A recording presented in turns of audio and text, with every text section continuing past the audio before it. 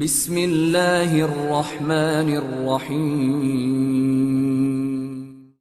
عزیزان محترم، امام محمد باقر علیہ السلام کے جو باقر العلوم ہیں، ان کی روایت میں آپ کی خدمت میں پیش کرنا چاہوں گا کہ امر بالمعروف اور نہی عن المنکر کے جو امام محمد باقر علیہ السلام نے آثار بیان کیے ہیں، اثرات بیان کیے ہیں، توجہ کیجیے گا ان اثرات کے حوالے سے۔ اصول کافی کے اندر اس روایت کو بیان کیا گیا ہے۔ اصول کافی کی جلد نمبر 5 میں اور صفحہ نمبر 56 پر حدیث نمبر 1 ہے، یہ توجہ کیجیے گا۔ حضرت امام محمد باقر علیہ السلام جب امر بالمعروف اور نہی عن المنکر کے اثرات بیان کرتے ہیں، توجہ کیجیے گا، تو مولا فرماتے ہیں کہ ان الامر بالمعروف والنہی عن المنکر، بتحقیق، توجہ کیجیے گا، بتحقیق امر بالمعروف اور نہی عن المنکر کیا چیز ہے؟ یہ سبیل الانبیاء، یہ انبیاء کا راستہ ہے، یہ انبیاء کی روش ہے۔ تو آپ اگر اس روش پر چلنا چاہتے ہیں، اگر آپ امر بالمعروف اور نہی عن المنکر کو انجام دے رہے ہیں، تو گویا آپ سبیل الانبیاء پر ہیں، انبیاء کی روش پر آپ قائم دائم ہیں، آپ انبیاء کے راستے پر گامزن ہیں۔ اور اس کے بعد مولا نے فرمایا وَمِنْهَاجُ الصُّلَحَاء، اور صالحین کا راستہ ہے، یہ انبیاء کا راستہ ہے، صالحین کا راستہ ہے، آپ انبیاء کے راستے پر بھی ہیں، یہ انبیاء کی روش ہے، یہ صالحین کا طریقہ کار ہے۔ اور اس کے بعد فریضۃ عظیمہ، اور یہ اتنا عظیم فریضہ ہے امر بالمعروف اور نہی عن المنکر، بہا تقام الفرائض، کہ جس کی وجہ سے دیگر فرائض اور واجبات کا قیام ہے۔ یعنی آپ یہ دیکھیں کہ اگر آپ امر بالمعروف اور نہی عن المنکر کو اگر آپ ترک کر دیتے ہیں تو بہت سارے فرائض منہدم ہو جاتے ہیں۔ لہٰذا امر بالمعروف اور نہی عن المنکر اگر معاشرے سے ختم ہو جائے تو فرائض معدوم ہو جائیں گے، فرائض کا مینار جو ہے وہ منہدم ہو جائے گا، ارکان فرائض منہدم ہو کر رہ جائیں گے۔ لہٰذا فرائض جو واجبات ہیں ان کا قیام کس چیز پر ہے؟ وہ کس چیز پر استوار ہیں؟ اسی امر بالمعروف اور نہی عن المنکر پر۔ یہ اتنا عظیم فریضہ عزیزان محترم، توجہ کرنے کی ضرورت ہے۔ مولا پھر فرماتے ہیں وَتَأْمَنُ الْمَذَاهِبِ، اور دیکھو اس کی وجہ سے، اسی امر بالمعروف اور نہی عن المنکر کی وجہ سے راستے پرامن ہیں۔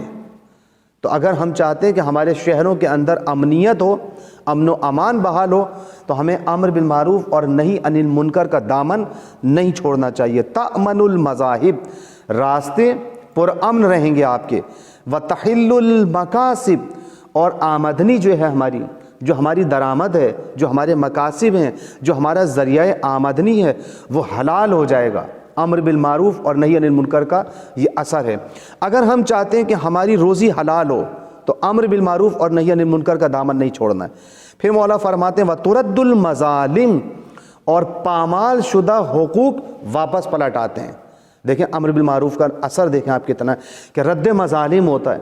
اگر ہم امر بالمعروف اور نہی عن المنکر کا فریضہ انجام دیتے رہیں تو جو حقوق لوگوں کے پامال ہو جاتے ہیں، کسی کی میراث لٹ جاتی ہے، آپ دیکھیں اکثر خاندانوں کے اندر میراث کے مسائل ہیں، آپ دیکھیں اکثر گھروں کی زندگی کا، میاں بیوی کی زندگی کا شرازہ بکھر جاتا ہے۔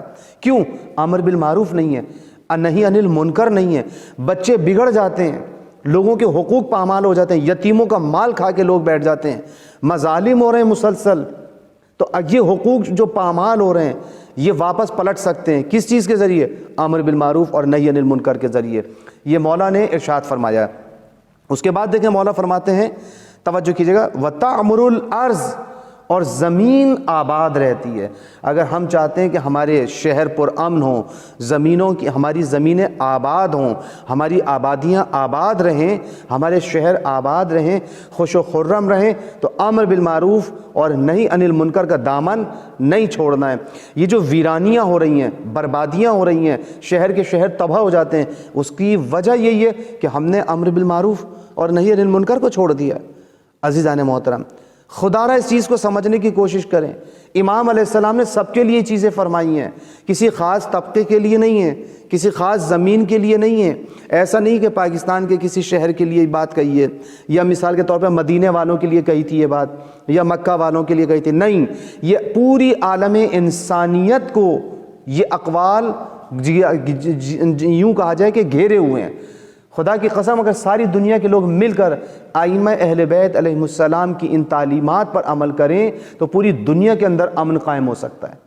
آپ ترک کر کے تو دیکھیں اس پر عمل، امر بالمعروف نہی عن المنکر، اپنے معاشرے میں، اپنے گھر میں، اپنے خاندان میں، اپنے شہر میں، آپ دیکھیں شہر آباد ہونا شروع ہو جائیں گے،